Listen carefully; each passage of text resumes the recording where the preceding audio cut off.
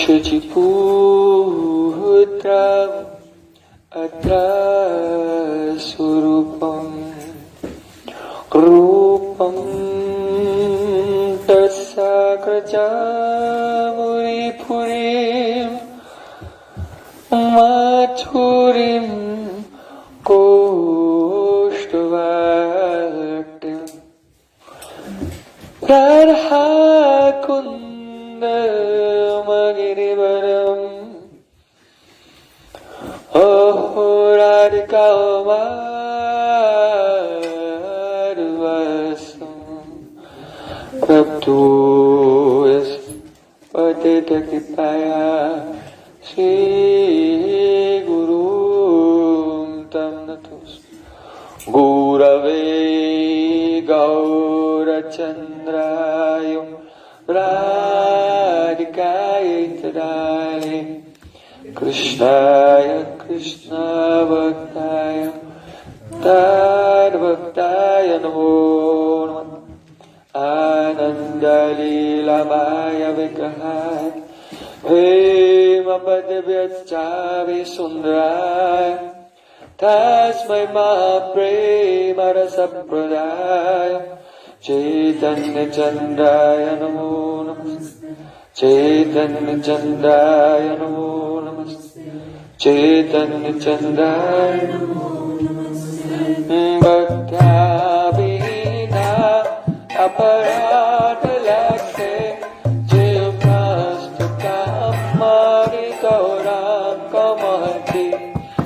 Vipamaitam Shanam Prapanna Vrindino Masti Saranarabindam Vrindino Masti Saranarabindam Govinda Damo Dhanamadaveti Govinda Damo Dhanamadaveti Govinda Damodara Madhaveti Govinda Damodara Madhaveti Hey Krishna, Hey Yadava, Hey Saketi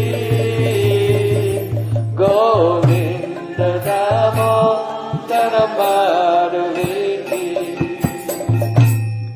Sham Sundar Shikanda Shikar Smaraha Sumurli Manora Radhikaras Kamama Kripanidhi Supriya Charana Kinkurim Kuru Tavaivasmi Na Jivami Tvaya Vina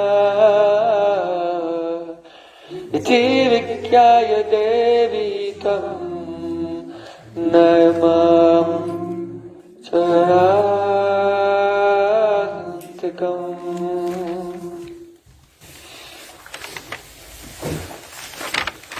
First of all, I offer my Sastang Dandavat Puspanjali, my heart like flowers thousands of times at the lotus feet of my holy master, my supremely worshipable spiritual Gurudev, Asmadya Paramaradatam Guru Pada Padma, Nityalila Parvisht Om Vishnupada Ashtotarastasvi Rupanugacharya Varya Srila Bhaktivedanta Narayan Gosvami Maharaj.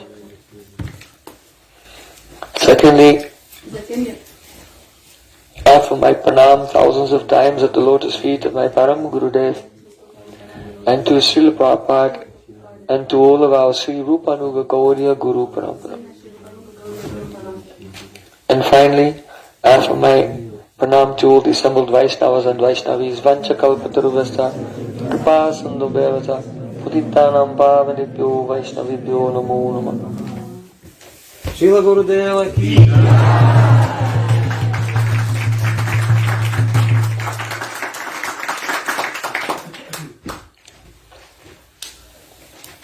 By the courses mercy of Sri Guru and Gauranga, we have been hearing the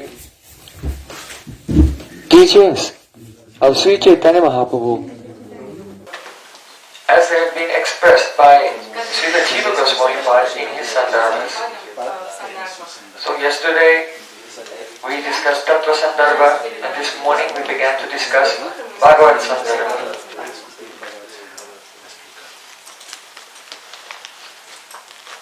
When a person has perception of Bhagavan, the Supreme Personality of Godhead, but without experiencing his variegated Shaktis, then this is called the experience of Brahman.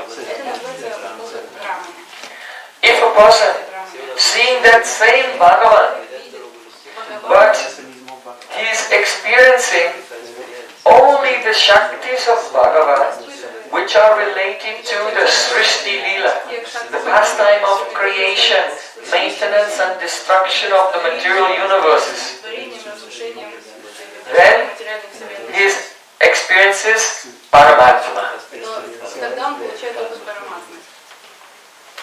And if a person has perception of Bhagavan along with his Swarup Shaktis, internal transcendental variegated potencies, then this is the complete realization of the truth. So,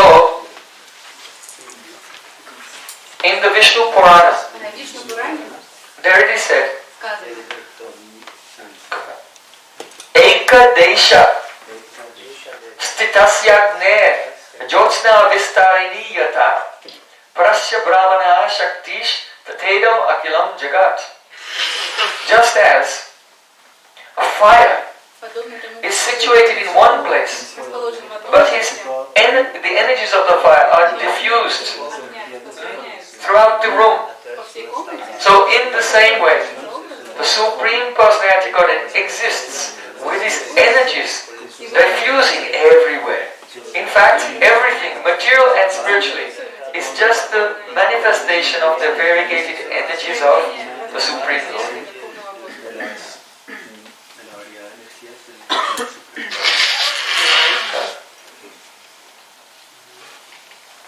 So, the impersonalists say that the Brahman, the Supreme Truth, has no Shakti.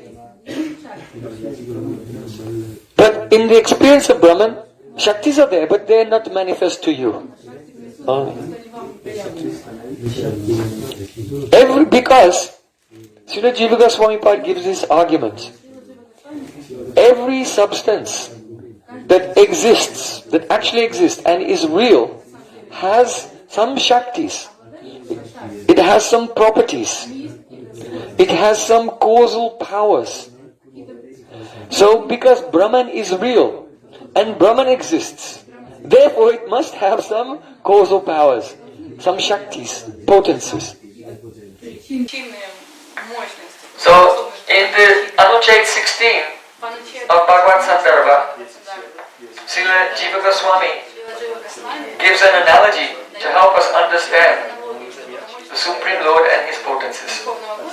He said, Ekam eva tat paramam tattvam swabhavika chincha shaktya sarvadaiva swarupa tad rupa vaibhava jiva pradhan rupena chaturdavatistate suryanta mandala stitej iva mandala tad bahiga rashmi tats pratitcha virupena. The meaning is this, that the Supreme Truth, Ekameva Paramam Tattva, is only one. But Swabhavika Chincha Shaktaya, he has potency, and this potency is Swabhaviki. That means it is inherent within him naturally. It is not bestowed upon him by someone else, like our powers. Whatever power, whatever activity we do, actually everything is coming from the power of God.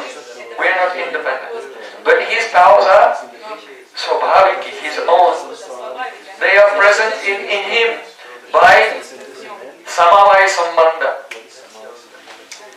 Samavaya Sambandha means the relationship of inherence. There are two types of relationship. Samyog sambandha. That means when two things which are different, they come together by contact. But when something is actually the property of that thing, this is called samavaya sambandha. So his shaktis are his own property. So, Swabhaviki Achincha Shakti. And his potencies, they are Achincha, inconceivable, miraculous.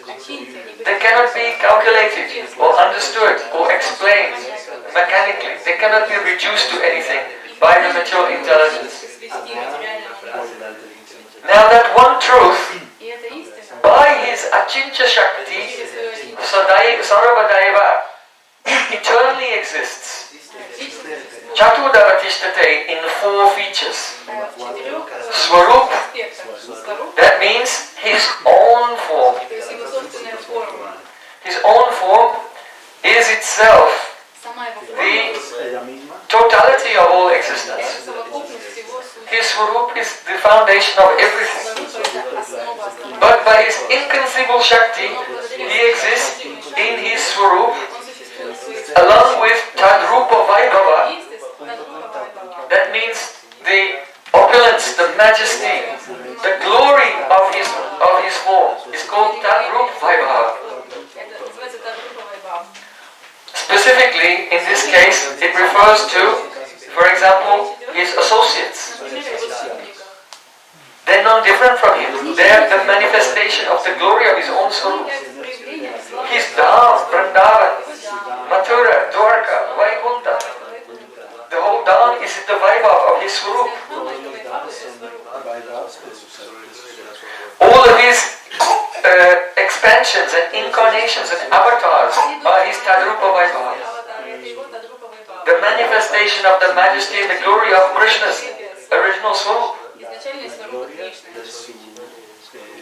So, Swarup, Tadrupa Vaibhava, Jiva, Pradhan, and the Jivas, the living entities, are also one type of Vaibhav.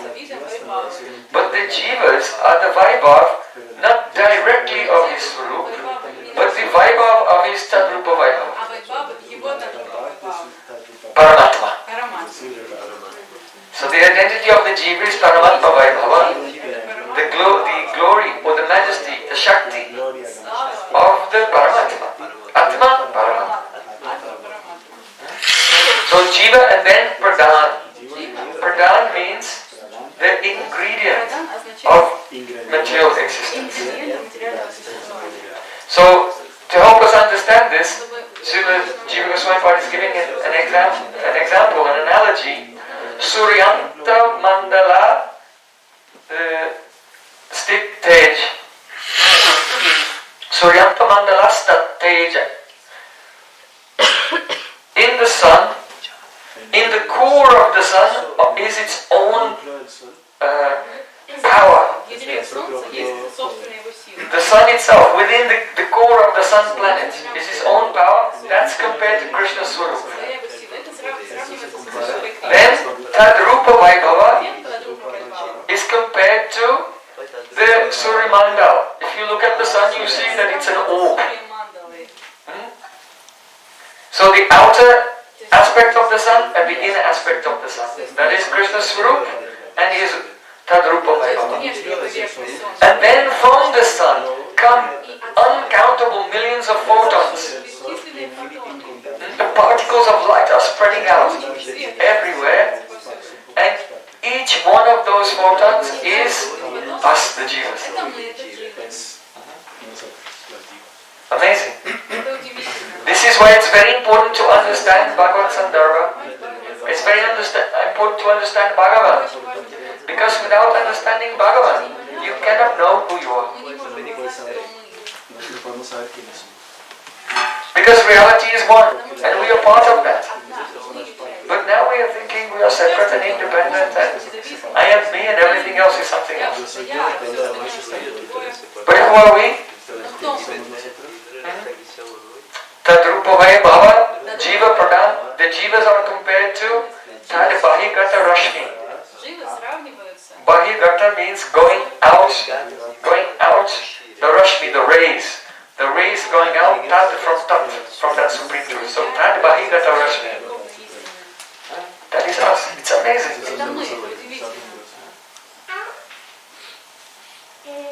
So then tat pratitya virupena, and then situated separately from the sun is the reflection of the sun. Abhadito vyavaso.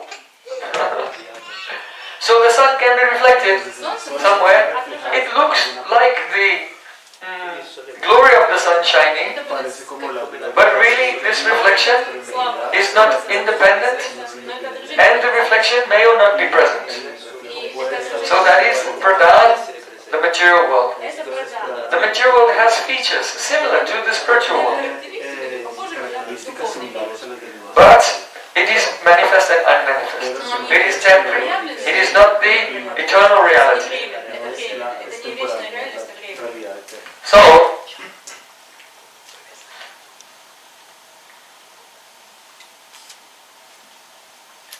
let us consider this relationship now between the different aspects. Supreme Lord, His Swarup is like the inner power of the sun. Paramatma is like the orb of the sun. We Jivas are coming from the surface of the sun, Paramatma, as the photons, and then the material world is like a reflection of the reality. Now what's the relationship between these? They are all one by Krishna's Achintya Shakti. The Achintya Shakti accommodates difference and oneness simultaneously. In the third canto of Srimad Bhagavatam 3.7.9, Maitreya Rishi, he said a wonderful verse. Seyam Bhagavato Maya Yanyayena Viruddhite Ishvarasya Vivuktasya Karpanyam Utabandhanam. The question is this. Maya is the inferior energy of the Lord, and the Jiva belongs to the superior spiritual potency. So how is it possible for the inferior potency to overpower and control the superior potency? Krishna said in Bhagavad Gita that Bhumir apavanalovayo kamano buri evacha ahankaraityame bena prakriti astada. My earth, water, fire, air, ether, mind, intelligence and ego, these are my separated material energies. Aparayayam itastanyam prakritim vidime param jiva bhuta mahabhayo yedam daryate jagat. But the jivas, he said there's another energy which is para, which is superior, and those are the living entities, the souls. So how is it possible that the superior spiritual energy of the soul can be overpowered, covered, bewildered, and in bondage of Maya? So here Maitreya Rishi is answering this question. Seyam Bhagavato Maya, because this Maya, external energy, is Bhagavan's Maya. Seyam Bhagavato Maya. Yan Nayena Viruddhite. It can, Viruddhite means oppose. And Nayena, Nyaya means what is just, what is logical, what is reasonable. It can contradict reason. In other words, how can it happen? Because Krishna's energy, the Maya is Krishna's energy, so it has an inconceivable potency. Achintya.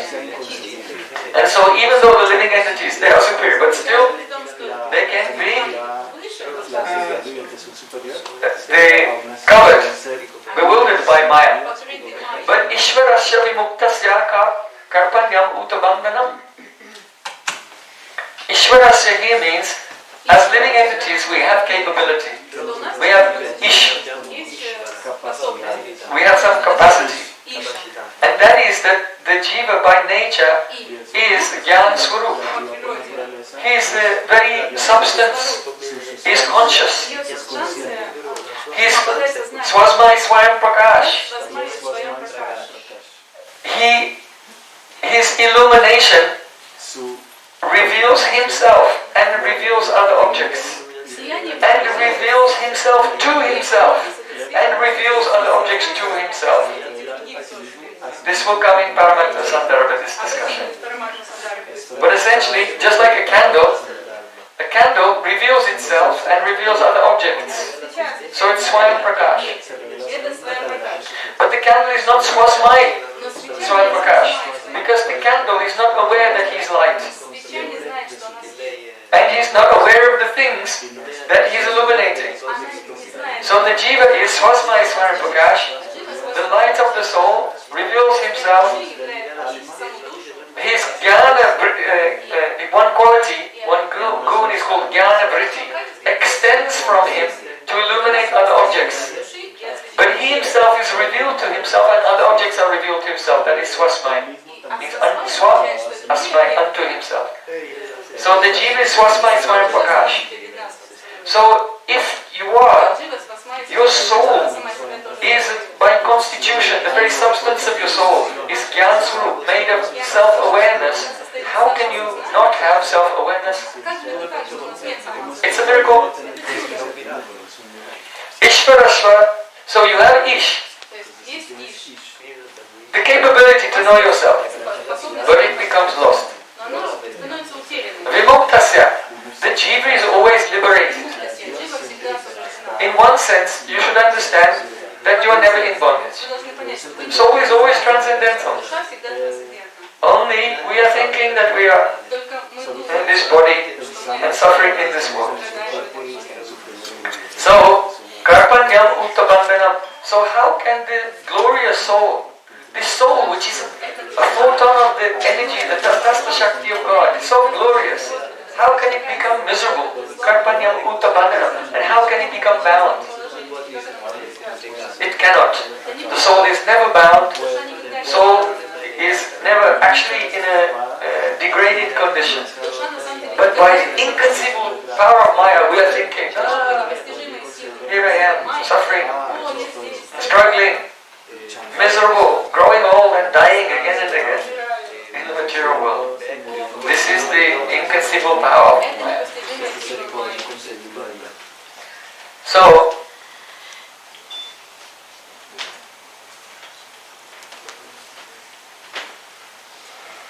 Maya has two forms, two aspects. Jiva Maya and Guna Maya.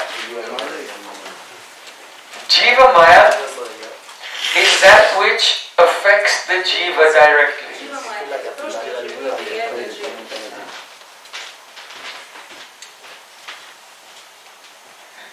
So, that Jiva Maya which affects the soul directly has two aspects. The Vidya-vritti and Avidya-vritti. Not like Shankaracharya that we were hearing. The Vidya-vritti is the mode of goodness, because that Sattva Gun, Sattvat Sanjayate Jnanam, from Sattva Gun comes knowledge, discrimination between the self and Maya, the physical body and the physical world.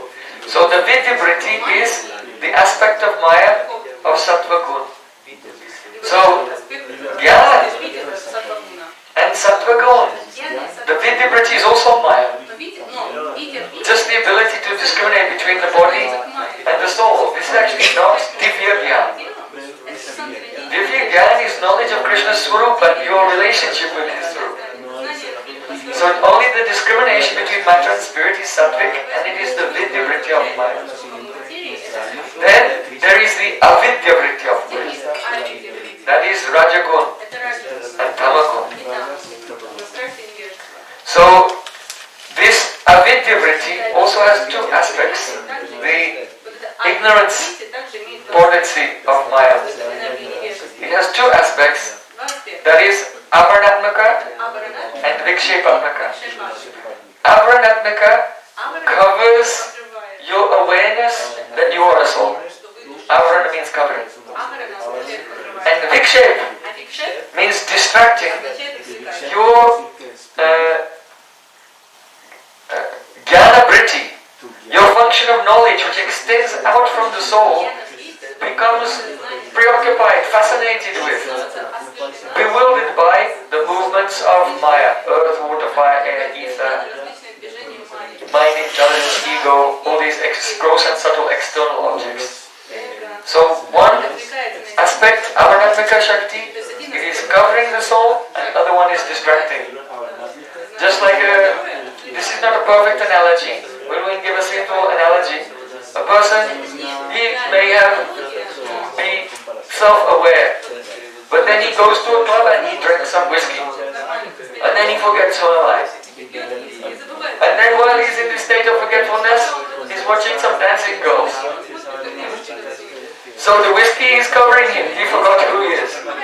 And the dancing girls are distracting him, like this. So not a perfect example, but it gives you some idea. Avaranamaka covering and Vikshep distracting. Vikshep literally means throwing. That the consciousness, instead of going inside towards Supreme Lord, is thrown out. So that is called Jiva Maya. And then there is Guna Maya. Guna Maya means Pradhan, the sum totality of all the ingredients of the material world. And from the Pradhan comes all the ingredients one by one. Mahatattva, Ahankar, Buddhi, Manas, sound, the senses, sound, space, touch, air, form, fire, taste, water, fragrance and earth, like this. All the elements. So all the ingredients of the world, they are the Upadan Karan, the ingredient cause of the world. That is called Gunamaya. Okay, so Jiva Maya acts on the Jiva, Gunamaya manifests in the world. Now, so Bhagavan Swarup is like the inner energy in the sun. Then Paramatma, the surface of the sun globe. Then the Jivas are emanating from that. And then the Pradhan is like the shadow of the sun. That is, the material world is like that. Now, Krishna himself is fully conscious. His Tadrupa Vaibhav is fully conscious. And eternal and immutable. The Jivas are conscious and eternal and immutable. But this material energy, it is insentient, it has no consciousness. And it's always transforming and changing, manifesting temporary forms which are coming and going. So it's very astonishing that how can something which is unconscious come from that which is conscious?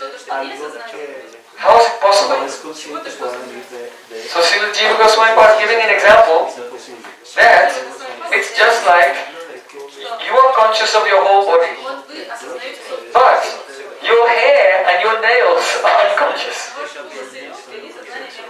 How can something which is unconscious grow, but still it happens? Our hair is unconscious, but it's growing. Our fingernails are unconscious, they're growing. You can cut there, you feel. When someone cuts your hair, you don't scream. If they're trying to cut off your fingers, then you'll scream. But your hair, no problem.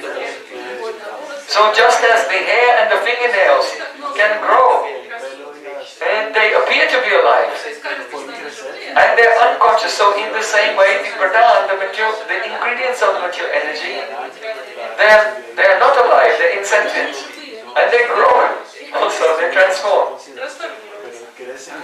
But it is one astonishing energy of Krishna. It's amazing. Now, you can find Srimad Bhagavatam Canto 6, Chapter 16. 6:16, 23 and 24. Narad Muni is giving instructions to Chitraketu Maharaj. Now Srila Jiva Goswami wants to explain the connection between the internal spiritual energy and the external material energy and the jivas. So, here, Narad Muni is saying, Yan nas prishanti na vidur mano budindriyasavaha Antabahis chavitatam vyomavat tannatosmyaham. Then in the next, the poem just goes, yeah, to the next. Dayendriya prana manodyomi yad angsa vidya pracharanti karmasu naivanyada loham iva prataptam staneshu tadrasta apadesham eti.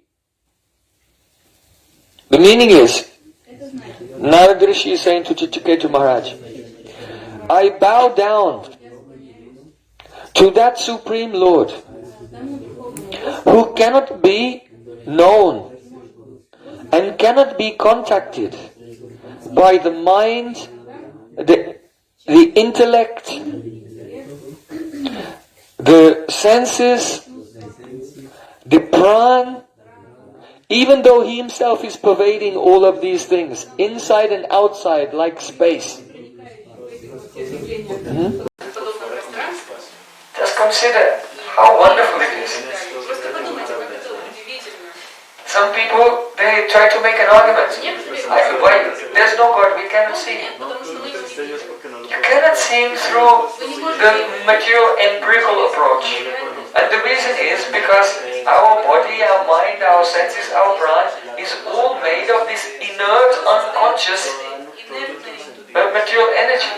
So how can these inert, unconscious things become aware of Supreme God?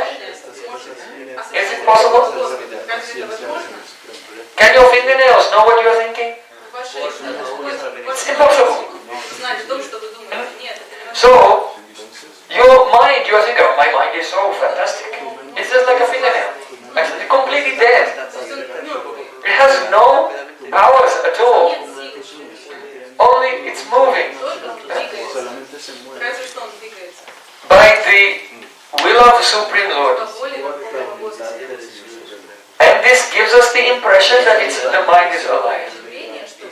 So, he's saying that the mind, the intellect, the senses, the prana, they cannot touch, they cannot conceive of, they cannot contact the transcendental Lord, to whom I am bowing down. Everyone, bow down to Krishna. Namo Brahmanya Devaya Go Brahmanhitaya Cha Jagadhitaya Krishnaya Govindaya Namo Namah. Now, just as space is pervading everything, so similarly, the Supreme Lord is actually pervading all those senses, the prana and everything by which we cannot see Him. So astonishing. Now Narad Rishi is saying, the body, senses, the prana, the mind and the intellect, although they are matter, they can engage in action. They can act.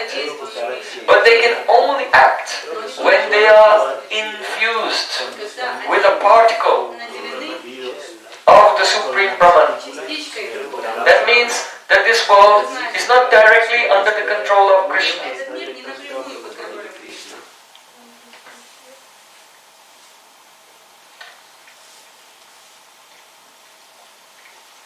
But rather, Krishna's expansion, his angsa, Paramatma, has entered into everything. As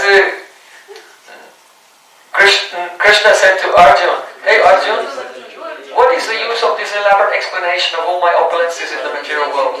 Just know that by a small spark of myself, I have entered into everything and I am manifesting and maintaining all things. So, unless that the Paramatma has entered into everything, then nothing can move, just as iron cannot burn without fire. If you have a piece of iron, it's cold. It has no power to burn. But when the fire enters into it, then the iron becomes red hot. And then anything it will touch, it will set fire. So in the same way, the only way that we can move, the only way that we can see, the only way that we can taste, that we can hear or do anything, is though these elements are all dead like cold iron. because Paramatma has entered in and by his Shakti and is pervading everything and making all things possible. Right now. Amazing. If you just consider these things, then all problems disappear. Only when we forget the Supreme Lord, then the darkness of problems descends on us. Otherwise, there's no such thing as a problem.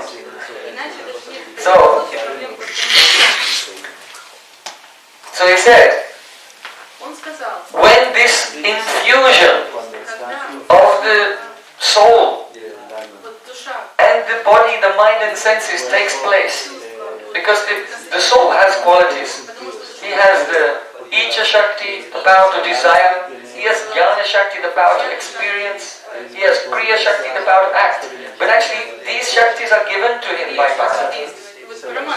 So whether we're talking about the soul or whether we're talking about the body, the mind and senses, everything from Paramatma, the Shakti is coming.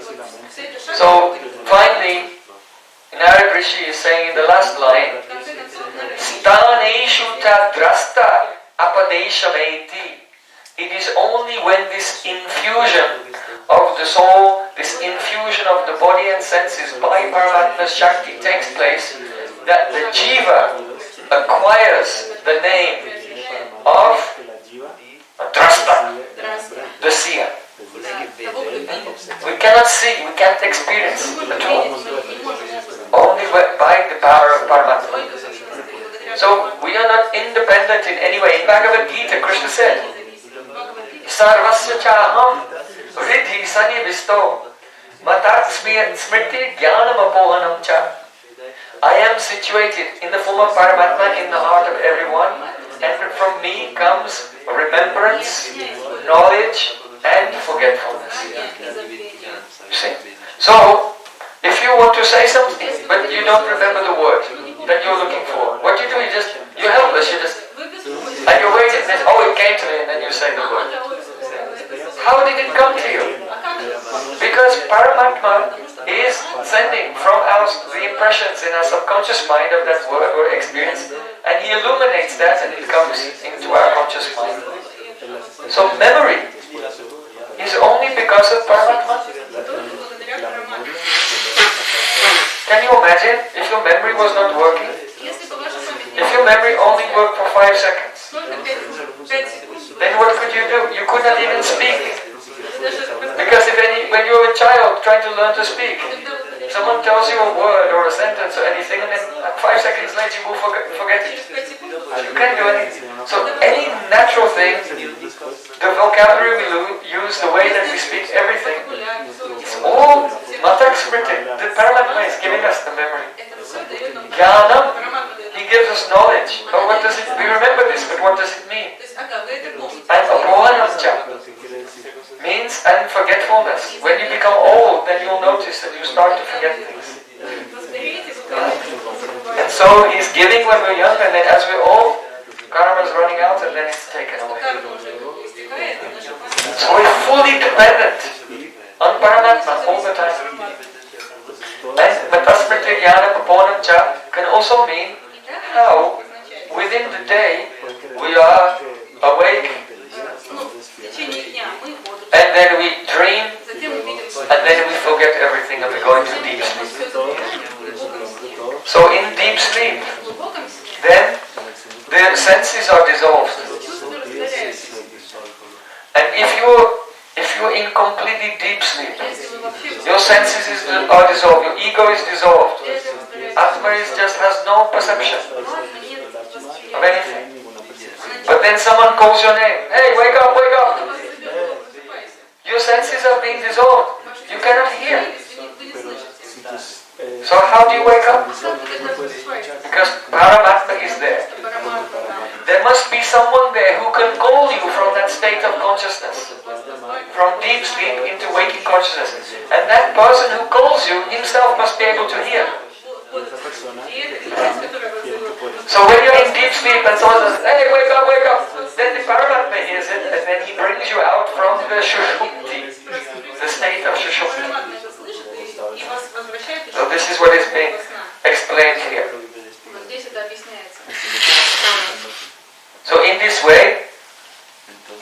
sing Bhagavan. He has Achintya Shakti. He is only one reality, perceived sometimes as Brahman, Paramatma, or Bhagavan. Though he is one, he exists eternally in the four features of his own Swarup, his Vaibhav, his opulence, us, the Jivas, and the material world, and the relationships between them. And how everything is ultimately, the material world and the Jivas are dependent on the Paramatma, and the Paramatma is a partial realization of that Bhagavan. So, now, let's come to the Swarup of the Lord. Swarup.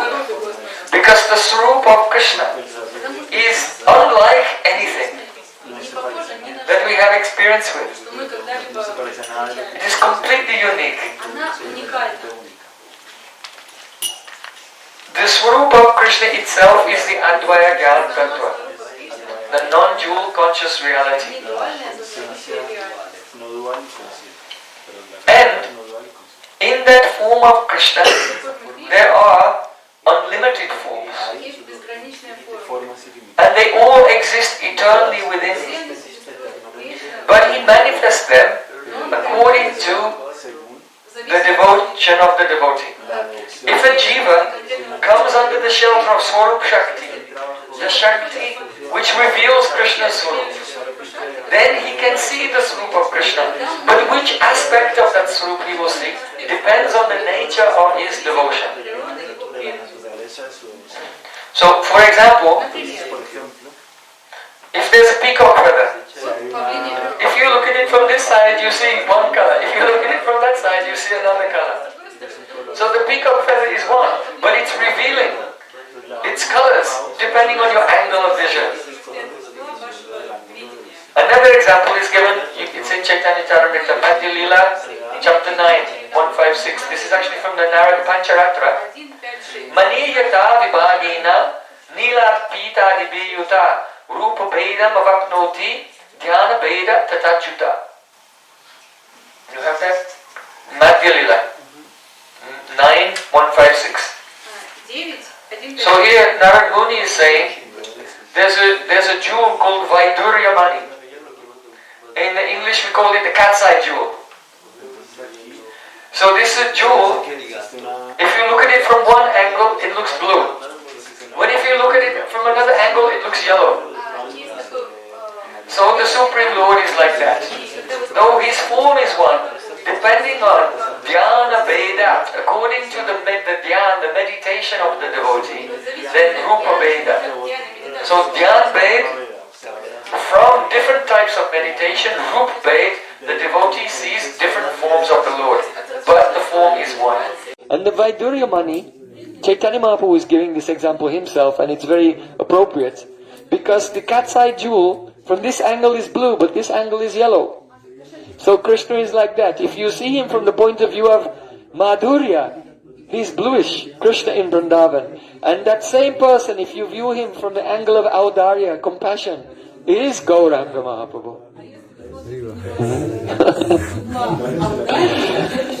Now, how all the forms are present in one form. Just like in the Brahma Samhita, there Lord Brahma said, Advaitam Achutam Anadim Ananta Rupam. Oh Govinda, you have Ananta Rupa, unlimited forms. Advaitam, and there's no duality between them.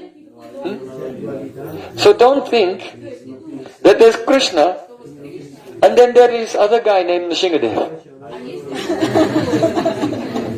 and then this other person named Ramachandra. And then there's this other person, Matya, Kurma, Varahadev. That's it. Our mundane intelligence does this. It makes pain everywhere. So then the Brahma is saying, no, Advaitam Achutam Anadim Ananta Rupam. So, just to illustrate this, there's a very beautiful example in the Srimad Bhagavatam. And that is the appearance of Lord Vamandev. First of all, the wife of Kasyapa Muni, Aditi, she does the Payobrat. Because she wants to, the Supreme Lord will appear as her son and then get heaven back from Bali Maharaj, who has taken heaven from her children, Indra and all the devatas. Because Aditi is the mother of all the devatas. So she does the austerities, and then on the auspicious moment of the Vaman Dwadasi, from her womb manifests the form of the Supreme Lord.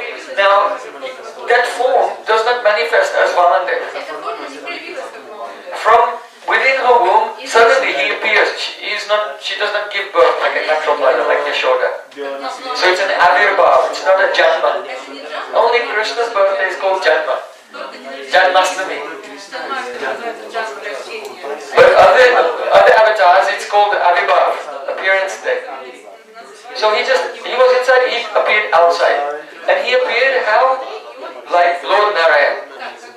Four-arm form, with chakra, with a club, with a conch shell, with a lotus flower, with the Kaustuba money on his chest, with the mark of Srivas, with fully decorated with flower garlands, with very beautiful lotus eyes.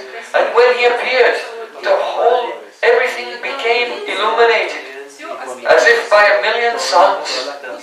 And all the Gandharvas were singing prayers, and the Apsaras were dancing, and the Siddhas and Charnas were showering flowers on him.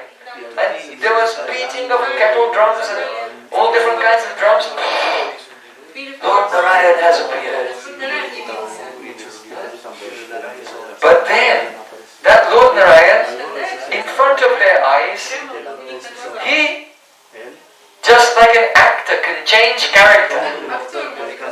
You know, if there's a very good actor, he can be himself, and then the next moment, he's speaking, and he's just completely another person. So, Natya Yata, just like an actor assumes another personality, that form of Lord Narayan then became Vamandev. Like a little dwarf Brahmin boy, dressed in deerskin and with the Kamandala water bottle. So, there's only one form. Bhagavan has one form. But according to his will, in reciprocation with the devotion of the devotees, he conceals all the other forms and shows one, which is appropriate to reciprocate. And when the necessity is required, then he can conceal that form and reveal another one while concealing all the other forms. This is Bhagavat Swarup. Understand? Bhagavat Swarup. What it is like. So, Lord Brahma, he has some experience with this Achinta Swarup of Bhagavan. Because perhaps you know that one day Lord Brahma, hearing all the demigods celebrating that Krishna had liberated Aghasur, he came home. What festival is going on down on earth? I want to see.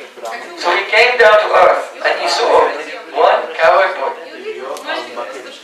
taking lunch with his friends, sitting on the bank of the Jamuna. They were opening their lunch packs which had been made by their mothers, and they were taking it out and they were about to offer to each other. Krishna was sitting surrounded by all of his friends, but though they were sitting in circles around him, 1, 2, 3, 4 circles, everyone thought Krishna is sitting next to me and talking to me. This is Bhagavad Gita. Like I'm sitting here, and you are in the front row. You are sitting next to me, and you think you're sitting in the next row, and you're sitting in the next row. But Krishna's Swarup is such that he's sitting, and everyone thinks he's sitting next to me. So Brahmaji came, and he thought, "Oh, I want to see more astonishing pastimes." So he stole away the cows.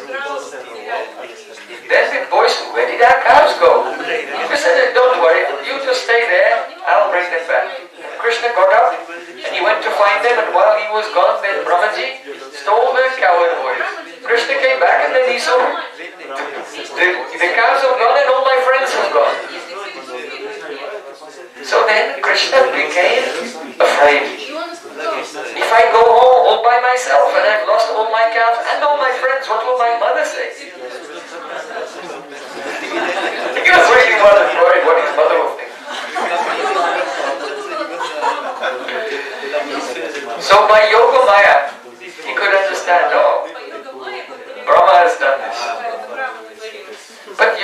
is so amazing that Brahma had not stolen the boys. How can Brahma steal the boys? He's a Devata within this material world. And these boys are the Tadrupa Vaibhav. They're not different from Krishna's own Swarup. One coward boy is million times more powerful than all the Brahmas and Jivas and Ganeshas and Indras. They can't do anything to a single cowboy. So how can he steal them? So when Brahma, he thought he stole them, only Mahamaya made some fake cowherd boys and he took them and put them in a cave. And the real cowherd boys, when Krishna came back, he didn't see them because Yogamaya hid those cowboys from Krishna. So Yogamaya allowed Krishna to know, oh, Brahma has stole them. But Yogamaya did not allow Krishna to know that Brahma had not stolen them.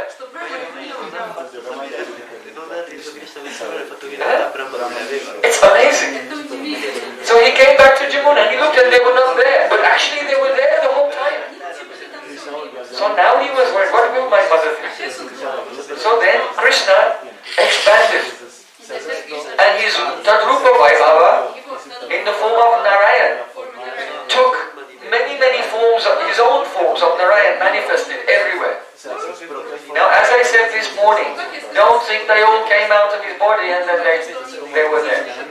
The form of Bhagavan is already everywhere. Okay? And Narayan is him. Anyway. So, in these various places where he already was, his original form, being concealed, manifested only the Narayan form, and the Narayan form took the form of each and every cowherd boy. Along with not only their forms, but all of their sticks and flutes and hats and clothing, everything was exactly the same. And then Krishna, he played with his own expansions, and then they also became all the calves. And then collecting the calves together, Krishna went home, hoping that my mother will never notice what happened. This is his motivation. I hope the adults don't find out that I've lost everyone. Now, you know, a child, if they're naughty, they'll go to great lengths to hide the fact that they've done something wrong. So now, every morning, Krishna wakes up, and himself is waking up in all the homes and then coming and knocking on the door. Oh, Krishna, let's go. Are you ready to go to herd the cows? So Krishna is calling for himself in the morning and taking himself in the form of the cows, which are himself, out to graze. And he's doing this every day for almost a year. So that his mother will never find out. It's quite incredible. So then, after almost 1 year,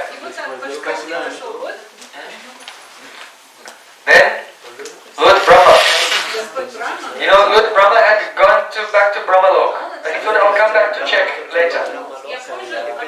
So Brahmaji went to Brahmalok, but when he got to his palace, the door was closed. So Brahmaji knocked on the door. Let me in. And the gatekeeper opened the door and said, you imposter, get out from here. I'll beat you, and shut the door. Brahmaji thought, what happened? Why? Because not only did Krishna become the boys and the cows, but Krishna also became Brahma. And Krishna sat on Brahma's throne and told his gods, someone will come disguised as me. If you see him, don't let him in. If he tries to get in, you should beat him. So the gods had been briefed on their mission, and when Brahma tried to come home, he couldn't get in. Then Brahma thought, oh, I think I've made a mistake. So I should go back to earth and try to rectify this mistake. So when he came back to earth, then he saw that Krishna, the boys and the calves, they were all there. So then he thought, how can it be? I put them and made them sleep in a cave. So then Brahmaji, he went to the cave and looked and he saw the boys were there. Then he came back on the bank of Jamuna and he saw Krishna and the boys were there. But what is this? Is it when I go to the cave that Krishna puts the boys in the cave, and then when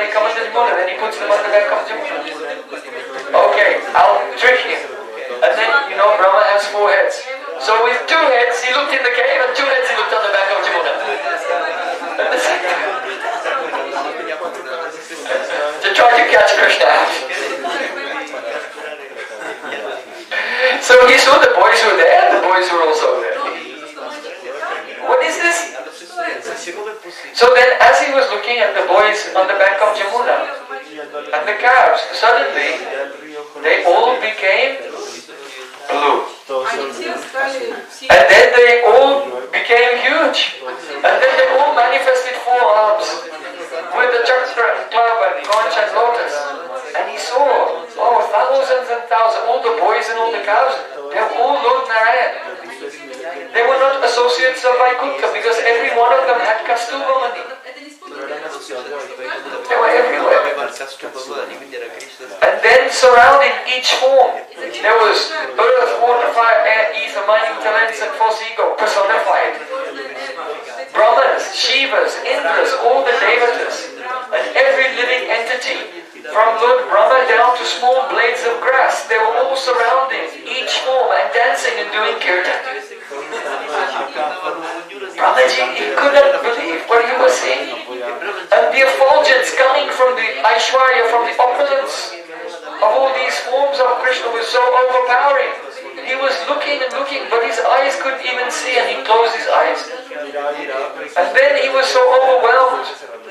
In his mind, he just thought, Kim idam. Kim idam means, what is that? And today people have a way of expressing this also. It's just, Kim idam. What? What is that? And then Brahmaji fainted. He could not tolerate the waves of the opulence of Krishna. It was too much for his tiny form mind.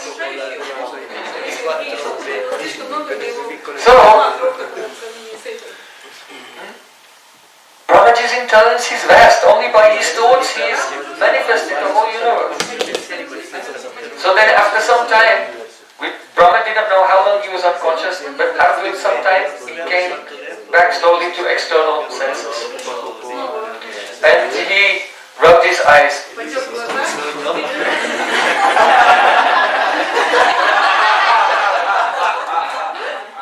And then he opened his eyes and saw the beauty of Vrindavan. And he saw Krishna was wandering with some rice in his left hand. See, he's only 5, he didn't learn. Don't eat with your left hand, Krishna. Gopal, don't do that. Eat with the right hand, but he's got food in the left. And he's wondering here that, Subal, Sridham, Vasudham, where are you? Looking for his friends. And Brahma thought, what have I done? I have made a great offense. And he came down to the ground and gave Dandavat Pranam again and again, crying with his hair standing on end and trembling, and giving Pranam again and again and again. He was overwhelmed with emotion, he could not speak.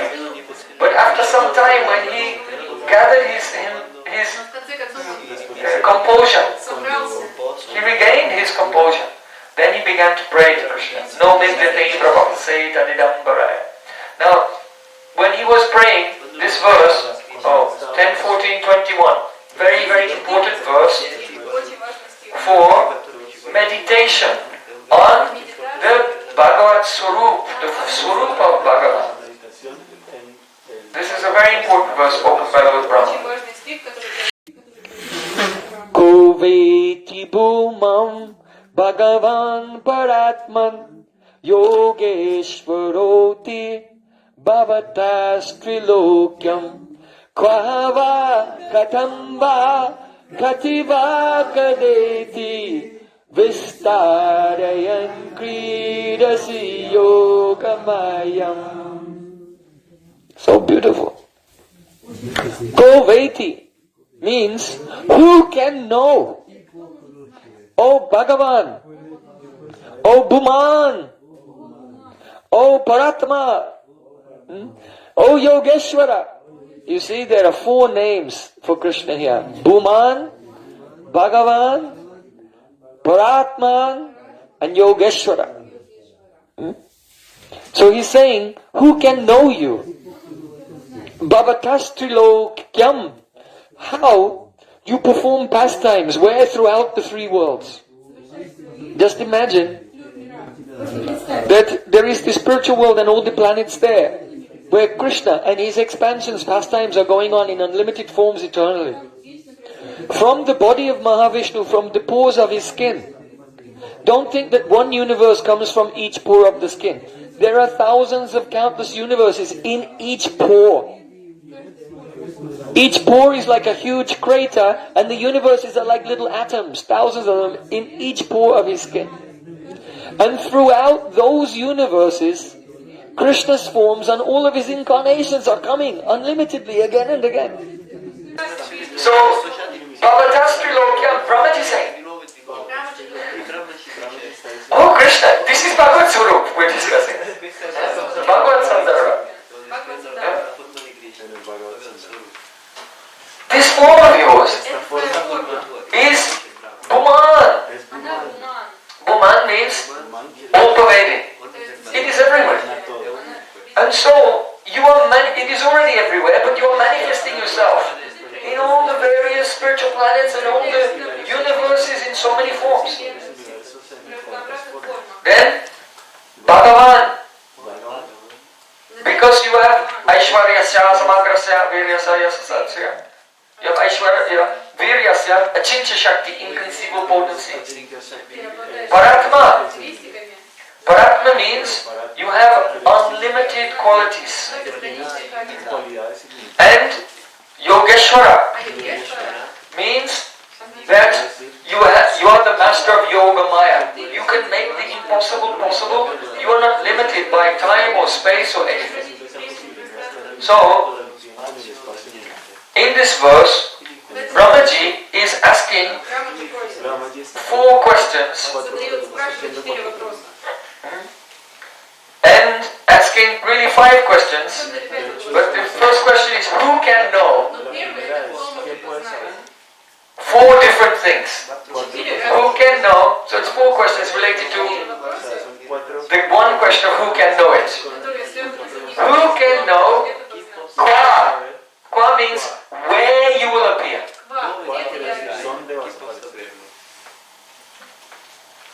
Kwa va or, va means or. Kwa va katam.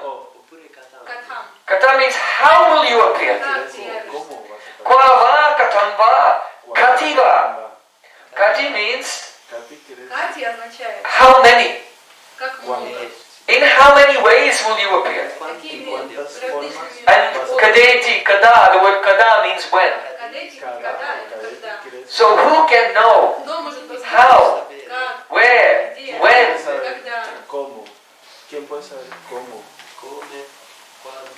Where? How many and when? And Brahmaji, by addressing Krishna with 4 names, Bhuman, Bhagavan, Paratman, Yogeshwara, he is answering the question of where, how many, how much, and when. He's answering the question, but not who can know it. He's not answering the question, who can know it. Because who can know it? No one can know. No one can know. Na yasyaka ichit rajan pumamida vidisitam na vijjasya yukta bhuyanti kavayopihi. Remember yesterday we were speaking about Vishwadev, how he was lying on the bed of arrows. So at that time, one of the prayers of Vishwadev, he said this, Na yasyaka ichit rajan. Oh my Lord, no one can understand your intentions. What is your intention? And even if someone tries to inquire about it, they become bewildered simply by the inquiry. So you can understand something about Krishna's bhavs, his moods, by the way that he acts. Because his singing, his dancing, his actions, they are the anubhavs. They reveal the bhavs in his heart. But no one can know his intentions. What does he intend? For example, when there was a friction between the Pandavas and the Kauravas, and it looks like war will break out, Krishna went as a messenger, as a diplomat, an ambassador on behalf of the Kauravas, on the Pandavas, and he went to the palace of Duryodhana to negotiate peace. But what was Krishna's intention? Krishna didn't want peace. Krishna wanted them to fight so all the demons, so many millions of demons will be destroyed and the burden of the earth. But if you look, He's going there, he's gone there, he's doing the negotiation. And you think, well, he's negotiating for peace, he wants peace. No, you cannot understand his intention by seeing what he's doing. So, who can know these things? No one can. Unless Krishna will reveal it himself. So, Koveti Bhuman Bhagavan Paratman Vistarayan Kridasi. Kridasi means you play. And how do you play? Vistarayan Yogamayam. By expanding your Yoga Maya, your inconceivable Leela Shakti everywhere. This is how you play. What you will do? No one knows. Krishna is Upadravi. He makes an unexpected surprise and disturbance for everyone everywhere. So we can give some examples to illustrate the nature of Bhagavad Swarup. First, Kwa. Where will he appear? So in answer to that, the name is given Bhuman. He's all-pervading. So the answer to where he will appear is anywhere he likes. Because he's already there.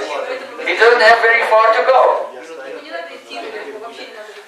So, you know that once Lord Brahma, he was thinking, and one like little speck fell out of his nostril. He said, what's that? You know? As you do, if something falls out of your nostril. What is that? And he looked, and he was a little speck and it started to grow. And when it became like the tip of the thumb, he could see that actually it was a little pig. And then it got bigger and bigger and bigger. And it was Lord Varade. So Brahmaji himself is speaking from experience. No one knows where you appear. You fell out of my nose.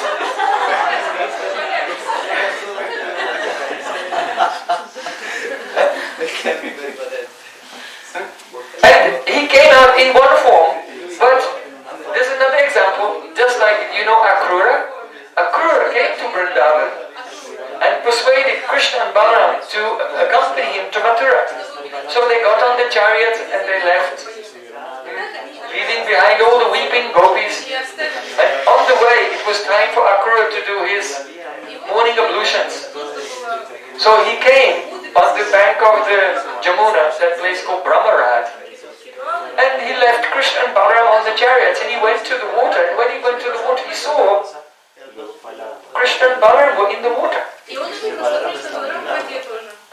So then, he got out of the water, he went back to the chariot.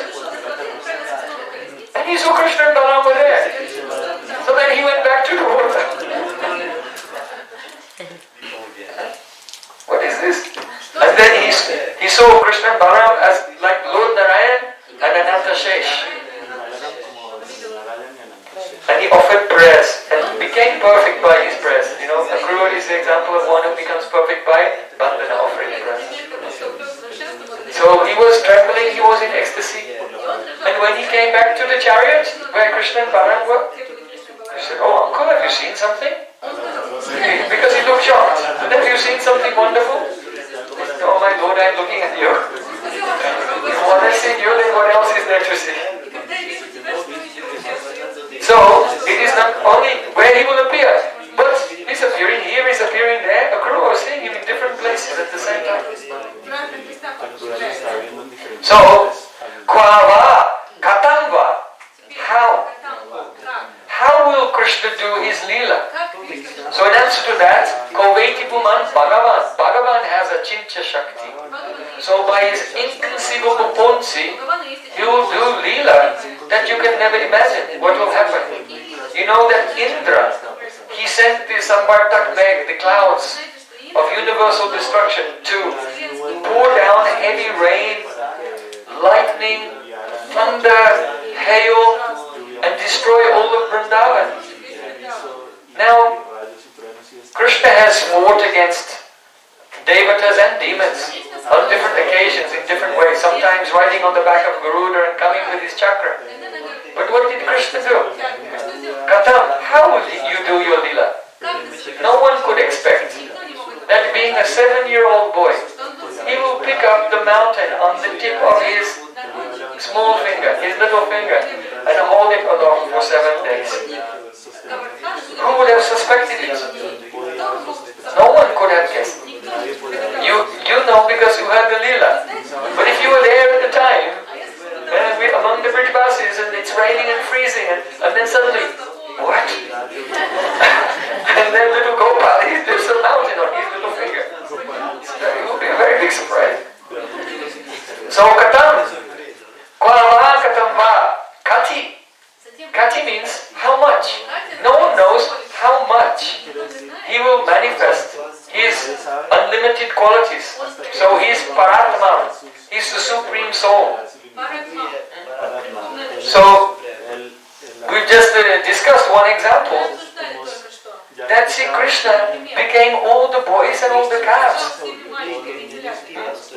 So it was not like one incarnation, it was thousands and thousands of forms. It is astonishing. In Krishna's Leela, when the various avatars of Lord Narayan appear, they gently appear. One form appears one at a time and does a Leela. But as a little coward boy, thousands and millions of Narayan forms manifested at that time.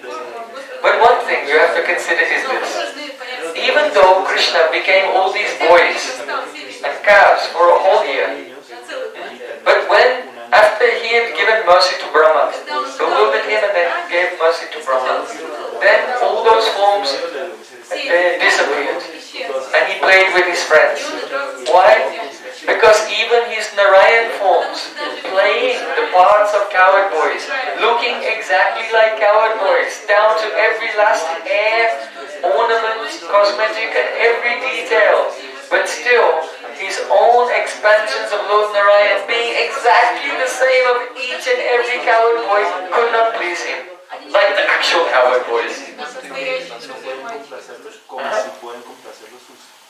Because Narayan does not have Brajapura. So when that Leela was over, all those forms, okay, go. And he was so happy to be again together with the friends. They look exactly the same, they behave exactly the same, everything. But in that year, Krishna was not satisfied because he could not really receive that pure love. It was only for show. So, Kati, how many forms will the Bhagavad Swarup manifest? No one knows. In Rasa Leela, then see Krishna. Rasutsavaha sampravrito gopi mandala manditaha yogeshwarena krishnena tasam madhyai dvayor dvayo. For every gopi, in between every gopi there was a Krishna. Between two Krishnas there was one gopi, and in between two gopis there was one Krishna. Like this, everywhere. So Shatakoti gopi, it is said that there was 100 Shata times Koti, 10 million. 100 times 10 million gopis. But that's just to give an idea of it was a big number. Actually there are unlimited gopis. So there are unlimited forms of Krishna dancing with them. So Brahmaji is saying, Kwava, Katamba, Kativa. How many forms will Krishna manifest? Vistari and Kridasi Yogamaya, as he is playing, and Yogamaya is expanding the Leela. So even though there was one Krishna between two gopis and one gopi between two Krishnas, but Yogamaya manifested in such a way that each gopi only saw one Krishna, didn't see the other Krishna. So then, Kada, Kadeti. Now this is the most important one, which is in terms of being relevant to us. Kada means when. When will Krishna's form manifest? And the answer is Tam Bhakti Yoga Paripavita Ritsaroja Aseshu Tekstapatano Nanata Pumsa Yadyadyo Taduragaya Vibhavayanti Tatat Bapu Pranayase Sadanugrahaya. When our heart becomes saturated with Swarup Shakti, with pure Bhakti, then in accordance with our pure Bhakti, then Kada, when